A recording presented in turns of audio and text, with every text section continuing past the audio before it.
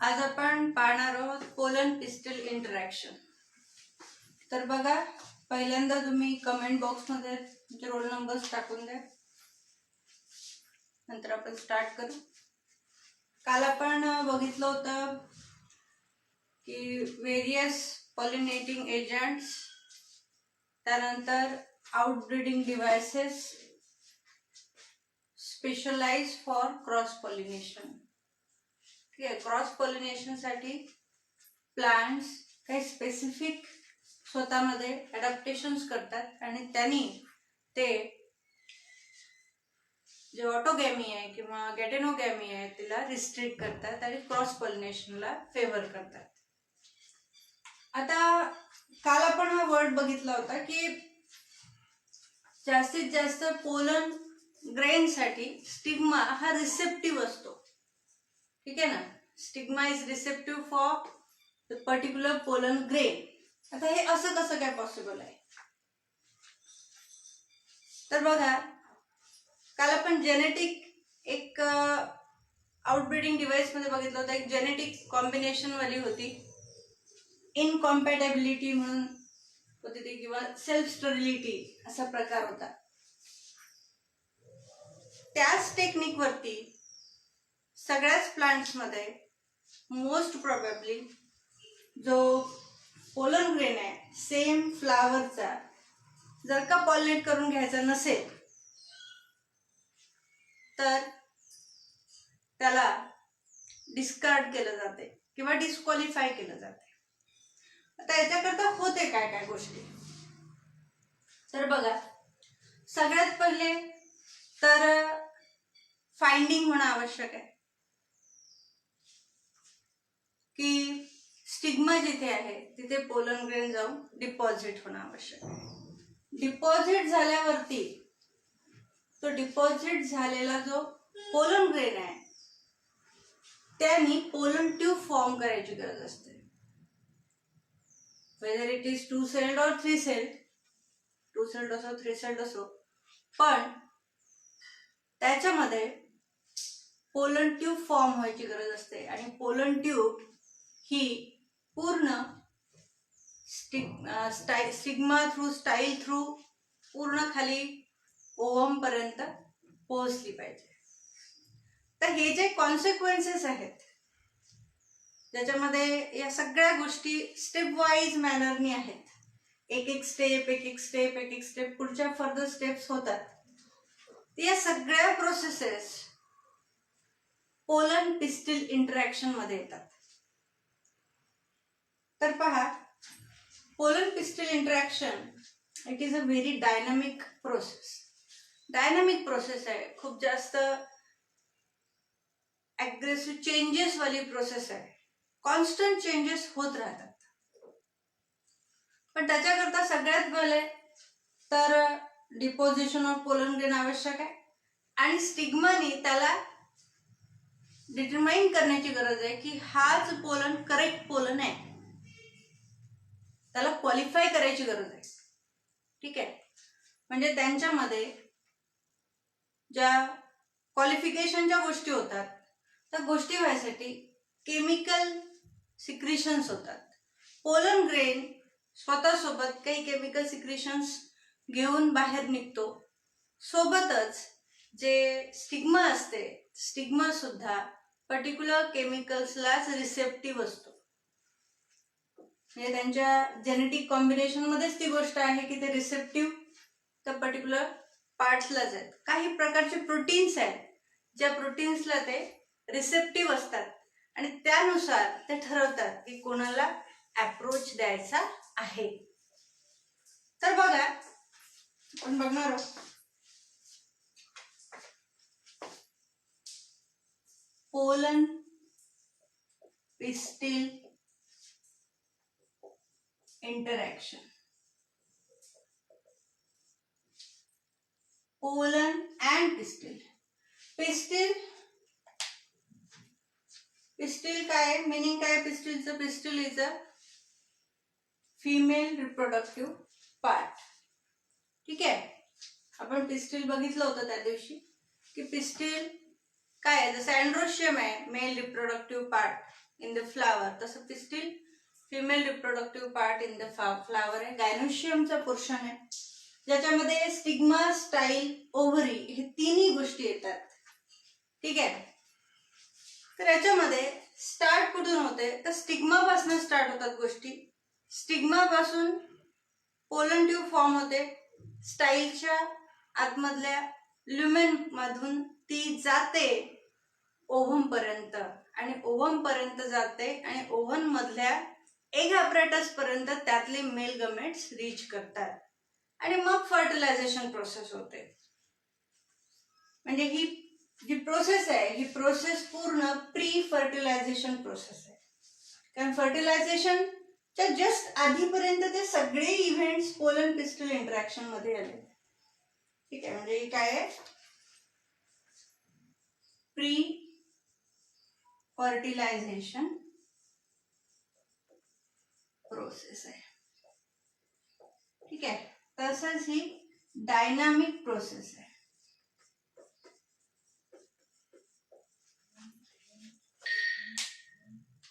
आता dynamic process आहे आणि याच्यामध्ये रिकग्निशन होते कुणाला, स्टिग्माला, की पोलन ग्रेन करेक्ट आहे की इनकरेक्ट आहे.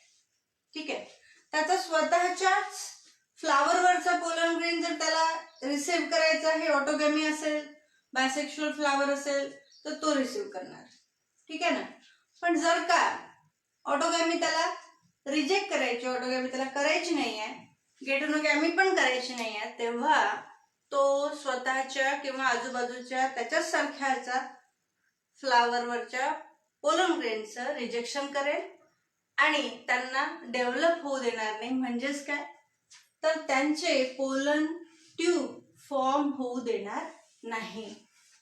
मग एका स्टिग्मावरती एकच पोलन ग्रेन येऊन डिपॉझिट होतो का, तर नाही. भरपूरशे पोलन ग्रेन्स डिपॉझिट होतात. ते त्या स्पेसिसचे पण असू शकतात, दुसऱ्यांचे पण असू शकतात, पण फक्त त्याला ज्याला फेवर करायचं आहे त्याचंच जर्मिनेशन होते. ठीक आहे. वर्ड आहे माहिती तुम्हाला, germination. Germination of pollen grain आपण शिकलो. त्याच्यामध्ये आपण बघितलं होतं की सपोज जर का हा पोलन ग्रेन आहे तर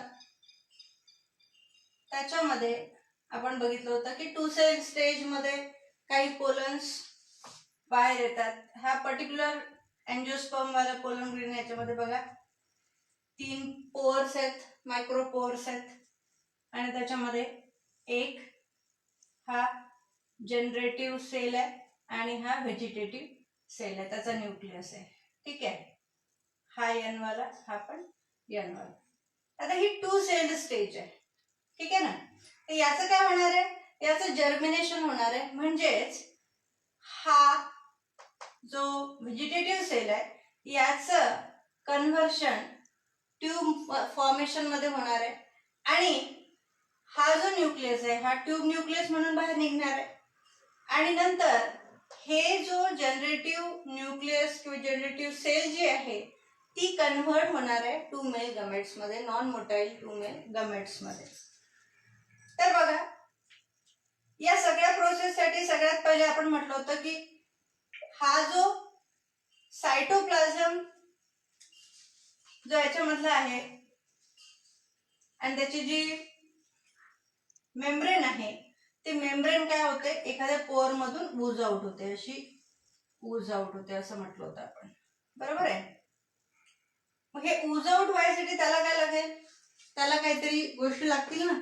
जसं स्टिग्मावरती स्टिकी सिक्रिशन्स असतात, तर सिक्रिशन्स मध्ये सुक्रोज सिक्रिशन असते, मोस्टली शुगरी सिक्रिशन्स असतात आणि त्याच्यामुळे तो काय होतो, स्वेल आउट होतो आणि स्वेल आउट होऊन तो पोअर मधून आउट होतो आणि मग याच्यामध्ये काय होईल, कन्व्हर्शन्स होतील and that conversions lead to the formation of, this is tube nucleus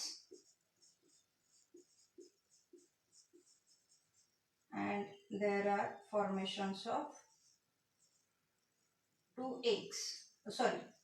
two male gametes. Male gametes non-motile. ठीक आहे. म्हणजे हे सगळं स्ट्रक्चर फॉर्म व्हायची गरज राहते, पण हे सगळं कुठे होणार आहे? At the stigma. म्हणजे जो स्टिग्माचा पोर्शन राहणार आहे, सपोज हा आपण स्टिग्माचा पोर्शन काढला, तर हा स्टिग्माच्या पोर्शन वरती काय झाला? जर्मिनेट झाला. ही पूर्ण जी प्रोसेस आपण पाहतोय ही काय? जर्मिनेशनची प्रोसेस आहे ऑफ पोलन ग्रेन. पण कशावरती? या स्टिग्मावरती. आणि हे कुठून चाललाय? तर ही ल्युमेन आहे स्टाईलची, त्या स्टाईलच्या ल्युमेन मधून तो अप्रोच होणार आहे. तर बघा डायग्राम वाईज जर पाहतो म्हटलं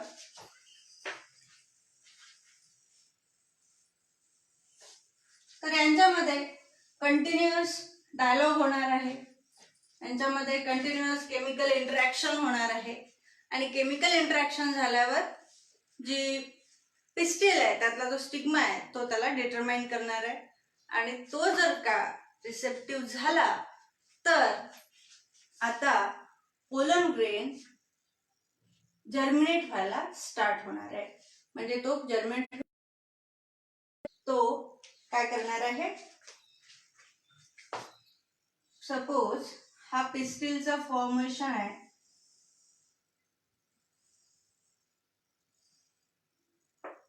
आता पिस्टिल मध्ये हा आहे स्टिग्मा, ही आहे स्टाईल, ही आहे ओव्हरी. आता ओव्हरीच्या आतमध्ये ओव्ह्यूल असणार आहे, बरोबर. आपण युनिलॉक्युलर घेऊ, एकच घेऊ. सपोज एकच ओव्ह्यूल आहे, ठीक आहे ना, एकच ओव्ह्यूल आहे आणि त्याच्यामध्ये एकच एम्ब्रियो सॅक आहे, ठीक आहे. आपण असं काढलं. आता याच्यावरती सपोज हे वेगवेगळे पोलन ग्रेन्स डिपॉझिट झाले, ठीक आहे ना. तर डिपॉझिट झाल्यानंतर त्यातलं त्याला फाइंडिंग घेणार आहे, तो त्यांच्यासोबत डिस्कशन करणार आहे, केमिकल एक्सचेंज होणार आहे. आणि केमिकल एक्सचेंज होऊन या स्टिग्माला समजणार आहे की कुठला पोलन हा रिसीव्ह करायचा आहे, म्हणजे त्याला कुणाला जर्मिनेट करायला हेल्प करायची आहे आणि दुसऱ्याला काय करायचंय? डिस्कार्ड करायचंय. तर डिस्कार्ड करायचं. तर बघा आता आपण ब्लॅक मध्ये काढली डायग्राम, म्हणजे हा आणि हा सारखा आहे असं आपण घेणार, ठीक आहे. तर हे एकमेकांना काय करतील? रिजेक्ट करतील, ठीक आहे ना.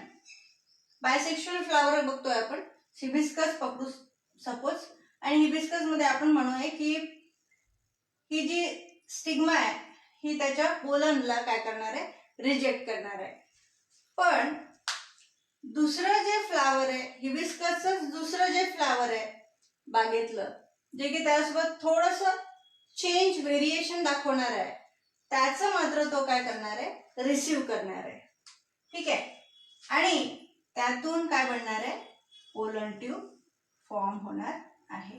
तर इथे बघा पण पोलन ट्यूब फॉर्म करतोय आणि ही पोलन ट्यूब ह्याच्या इथपर्यंत गेली, ठीक आहे. याची पण पोलन ट्यूब फॉर्म झाली, पण ही इथेच येऊन काय झाली? संपली, ठीक आहे ना. म्हणजे असं नसतं की एका वेळी एकच पोलन ग्रेन जर्मिनेट होतो, जास्तही होऊ शकतात. पण जो पहिले पोहोचला, ठीक आहे ना, एक पोहोचला ना, पोहोचल्याबरोबर याचं काय होऊन जाते? रिस्ट्रिक्शन होऊन जाते किंवा काही प्रॉब्लेम्स येतात. म्हणजे सपोज हा नाही ग्रो करू शकला, त्याच्यामधले न्यूट्रिएंट संपून गेले, मेल गमेट्स डिस्ट्रॉय होऊन गेले, मग तो एंड होऊन जातो. पण जो पोहोचू शकतो एंड पर्यंत त्याला काय केलं जाते? न्यूट्रिएंट्स प्रोव्हाइड केले जातात. बरं, आता काय याच्यामध्ये की हे तर झालं, हे झालं germination of pollen tube formation. Pollen tube formation नंतर याच्या थ्रू 2 मेल गमेट्स काय झाले आपल्या ओवम पर्यंत पोहोचले. ठीक आहे. जेव्हा ते एंटर करतात, एंटर करण्याकरता एक ॲपरेटस आहे. आपण थोडं इथे ब्रॉड मध्ये घेऊ.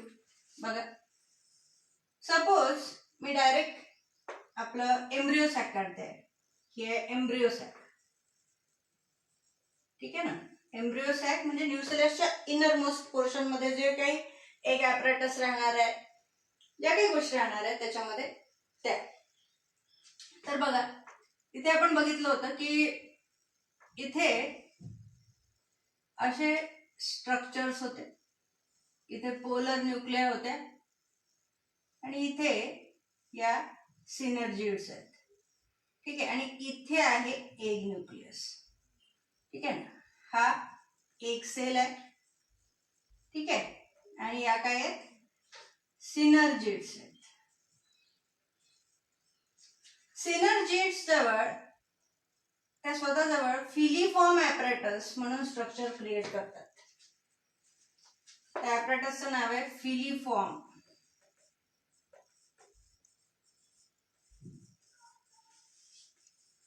बघा, हा पॅसेज मिळणंच कठीण आहे. सगळ्यात पहिली गोष्ट, पॅसेज मिळाल्यावर मेल गमेट्स फॉर्म झाले की त्यांना एक वे दिला जातो. तर वे देताना कधी कधी हे 3 प्रकारे देऊ शकतो. जसं आपलं माहिती आहे आपल्याला ओव्ह्यूल मध्ये आपलं चलाझा हा एंड चलाझल एंड आहे. आता इकडनं पोर असणार आहे तर मायक्रोपायलर एंड आहे आणि आजूबाजूला इंटेग्युमेंट्स आहेत. ते कुठूनही जाऊ शकते. ठीक आहे. हे जाऊ कुठूनही शकते. म्हणजे पोलन ट्यूब जी आहे ती कुठून सुद्धा जाऊ शकते. मायक्रोपाईल कडनं गेली तर त्याचं नाव वेगळं आहे, चलाझा कडनं गेली तर त्याचं नाव वेगळं आहे, इंटेग्युमेंट्स मधनं गेली तर त्याचं नाव वेगळं आहे. पण बघा, पोलन ग्रेन याच्यामध्ये जर्मिनेट झाला, पोलन ट्यूब फॉर्म झाली, 2 मेल गमेट्स फॉर्म झाले, ट्यूब न्यूक्लियस त्यातला डिजनरेट व्हायला आलेला आहे. पण जी एंट्री आहे ही एंट्री मात्र फिलीफॉर्म ॲपरेटसनी होणार आहे. मी तुम्हाला सांगितलं की हा जाऊ कुठूनही शकतो. 3 ठिकाणं आहेत. चलाझल एंड आहे, त्याला चलझोगॅमी म्हणतो आपण. मायक्रोपाईल मधनं जाते तर पोरोगॅमी म्हटलं जाते आणि इंटेग्युमेंट्स मधनं गेलं तर मिझोगॅमी म्हटले जाते. पण जे एक ॲपरेटस आहे, हे जे एक ॲपरेटस आहे याच्यापर्यंत पोहोचायसाठी त्याला फिलीफॉर्म ॲपरेटस मधूनच जावं लागतं आणि मग फिलीफॉर्म ॲपरेटस मधून जाऊन तो ट्यूब न्यूक्लियस तर डिजनरेट होऊन जातो, सिनर्जिड एक बर्स्ट होऊन जाते, एक जो मेल गमेट आहे तो एक सेल सोबत युनाइट होऊन जाते, फ्युजन होऊन जाते त्याला म्हणतो आपण फर्टिलायझेशन. तर त्या टेक्निक म्हणजे सपोज ही जी टेक्निक आहे pollen tube through male gamete swim करत गेला फिमेल गमेट पर्यंत, non motile male gamete joins with the fuses with the female gamete, that is egg cell in the embryo sac. तर ही जी एक process आहे या पूर्ण प्रोसेसला आपण म्हणतो सिफिनोगॅमी. ठीक आहे. तर सिफिनोगॅमी मध्ये हे सिक्वेन्सेस आहेत असेच, जिथे एक सेल मेल गमेट सोबत काय होतो नंतर फ्यूज होतो. ठीक आहे. पण इथपर्यंतचे जे सिक्वेन्सेस आहेत म्हणजे ही इथे होऊन इथपर्यंत गेली, हे सगळे सिक्वेन्सेस पोलन पिस्टल इंटरॅक्शन मध्ये मोडतात. ठीक आहे. पोलन पिस्टल इंटरॅक्शन काय मग डेफिनेशन पोलन पिस्टल इंटरॅक्शनची? The consequences starting from the selection of pollen grain through the stigma, ठीक है, or recognition of the pollen grain by the stigma of the flower and then promotion of it towards the ovum. हे सगळे sequences कशामध्ये आलेले आहेत? मग pollen pistil interaction मध्ये आलेले आहेत. ठीक आहे. तर बघा, आज थोडस रीड करून घेऊ आपण याच्यामध्ये.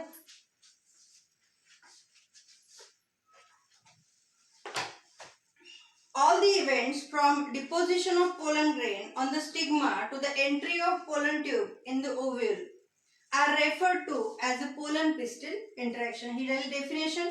याच्यामध्ये सगळे इव्हेंट्स आले, डिपोजिशन ऑफ पोलन ग्रेन पासून तर entry of pollen tube into the ovule पर्यंत. It is very dynamic process, म्हणजे कंटिन्युअस चेंजेस होऊन राहिले, कॉन्स्टंट चेंजेस होऊन राहिले आहेत आणि ते चेंज रिव्हर्स नाही होणार आहेत. ठीक आहे ना. खूप जास्त काय म्हणू शकता तुम्ही, खूप जास्त ही प्रोसेस खूप टायनी प्रोसेस आहे, डेलिकेट प्रोसेस आहे, पण ही प्रोसेस मात्र या सिक्वेन्सनीच होते. या सिक्वेन्सेस मध्ये काही चेंज होत नाही. हा, ही प्रोसेस रिव्हर्स नाही होऊ शकत. तर बघा, आता सपोज पोलन ट्यूब फॉर्म होऊन राहिली आहे आणि मग झालं, सगळं संपलं, असं होते का? नाही. पोलन ट्यूब इथपर्यंत फॉर्म होऊन या ओव्हम पर्यंत रीच होतेच. ठीक आहे. मेल गमेट्स त्याच्यामध्ये जातातच. मग बघा,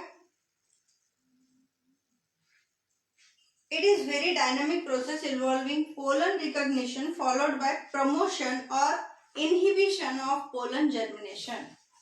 पोलन जर्मिनेशनचं इनहिबिशन करू शकतो किंवा प्रमोशन करू शकतो. प्रमोशन झालं तर हे होणार आहे, इनहिबिशन झालं तर हे बघा, इथे इनहिबिट झाले म्हणजे त्यांना पोलन ट्यूब फॉर्मच करू दिलेली नाहीये स्टिग्मानी. नंतर बघा, cross pollination by any agent is always by chance. It does not guarantee the transfer of right type of pollen. आपण मगाच बघितलं की सारखेच पोलन त्याला मिळणार नाही आहे. जे जर्मिनेट व्हायला तो रिसेप्टिव्ह असणार आहे, म्हणजे तो रिसेप्ट करेल, त्यांचाच तो जर्मिनेट करेल. याच्याकरता त्याला करेक्ट पोलनच मिळतील हे काही कन्फर्म नाही आहे. That is compatible pollen of the same species as the stigma. Quite often the wrong type of pollen, that is either from other species or from same plant, but it is self incompatible, lands on the stigma. म्हणजे बघा की जर का त्याला त्याचेच pollens मिळाले तर ते काय होतील, सेल्फ स्टॅबिलिटी दाखवतील, म्हणजे ते जर्मिनेट होणार नाही, त्यांच्यामध्ये ती इंटरॅक्शन होणार नाही, प्रॉपरली इंटरॅक्शन होणार नाही, पोलन ट्यूब फॉर्म होणार नाही. पण जर का ऑटोगॅमी दाखवायची असेल तर ते मात्र करतील. ठीक आहे ना. तर बघा, the pistil has the ability to recognize the pollen. आता रिकॉग्निशन तो कशा मेथडनी करते, तर केमिकल मेथडनी करते. त्याच्यामध्ये पर्टिक्युलर प्रोटीन्स असतात जे तो काय करतो, रिसीव करतो किंवा सिक्रीट करतो. ठीक आहे.